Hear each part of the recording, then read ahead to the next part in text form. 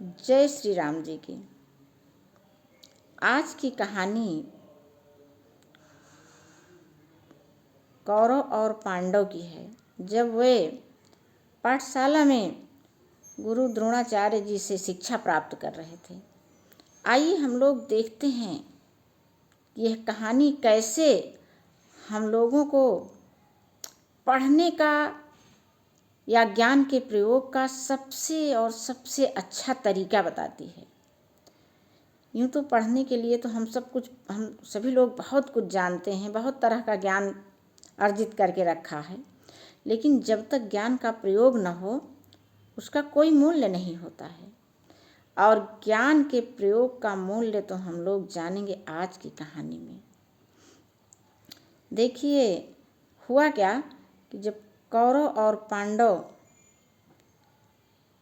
की पाठशाला चल रही थी, उस समय में गुरु द्रोणाचार्य जी पढ़ा रहे थे और एक पाठ आया कि हमें क्रोध नहीं करना चाहिए। यह पाठ द्रोणाचार्य जी ने कहा कि ये पाठ आप लोग कल पढ़ के खूब अच्छे से आइएगा, याद करके पूरा पाठ। सभी बच्चे गए और जब दूसरे दिन सवेरा हुआ फिर सभी अपनी अपनी कक्षा में उपस्थित हुए, तो वही सवाल गुरु द्रोणाचार्य ने पूछा। कौरव और पांडव दोनों लोगों से पूछा, दोनों पक्ष के सभी बच्चों से यानी पूछा। तो सब ने एक तरफ से कह दिया कि हाँ हमें तो याद हो गया, लेकिन युधिष्ठिर चुप रहे। जब वो युधिष्ठिर के पास आए, पूछा आप नहीं बोल रहे हैं? तो युधिष्ठिर ने कहा कि हमें तो याद ही नहीं हुआ, तो मैं क्या बोलूं। अब कहा द्रोणाचार्य जी ने कि ठीक है, कोई बात नहीं, एक दिन में नहीं याद हुआ, फिर जो है याद कर लेना। दूसरे दिन भी यही स्थिति रही। आए, पूछे सब बच्चों से, सब बड़े जोश से कह देते हैं हाँ गुरुदेव, हमने अपना पाठ पूरा तैयार कर लिया है, पढ़ लिया है। युधिष्ठिर चुप हैं।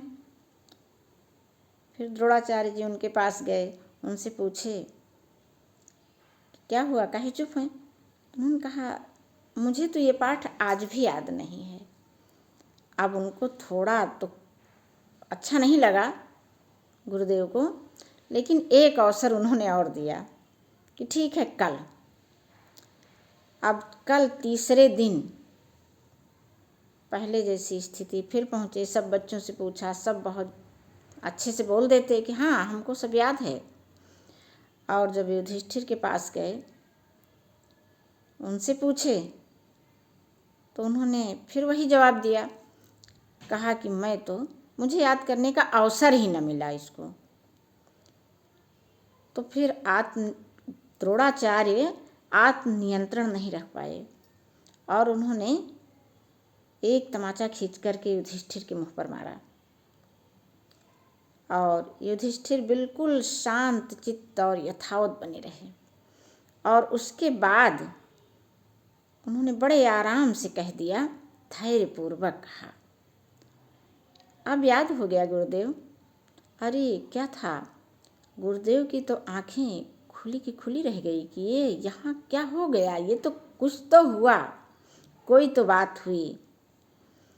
अब एक उनको तेजी से झटका लगा उनके मन को कि जो कहानी, जो पाठ आज 3 दिनों से यह बालक याद कर रहा था, मैं कह रहा था, ये सुन रहा था और रोज एक जवाब दे रहा था, आज सिर्फ और सिर्फ कुछ सेकंड में एक तमाचे के मार देने भर से वो पाठ तुरंत का तुरंत कैसे याद हो गया।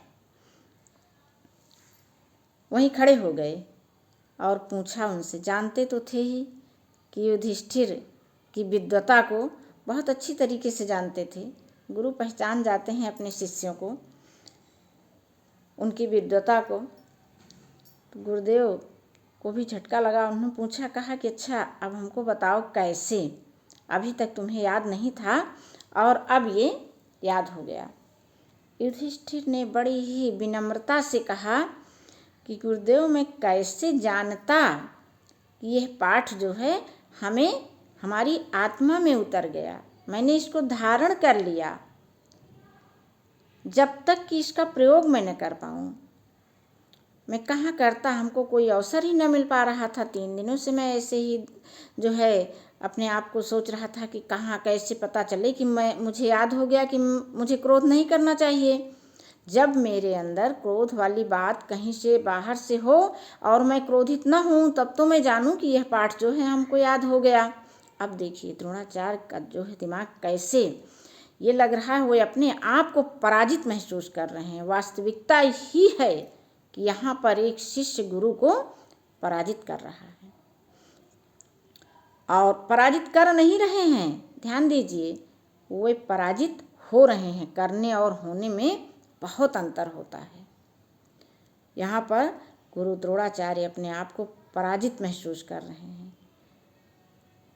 तो युधिष्ठिर ने बताया कि अभी अभी जब आपने एक तमाचा मारा, मैं बिल्कुल स्थिर बना रहा, मुझे बिल्कुल क्रोध नहीं आया। तब मुझे लगा कि हाँ, अब पाठ मुझे याद हो गया। अब देखिए यह कहानी जो है हमको कितना बड़ा संदेश देती है।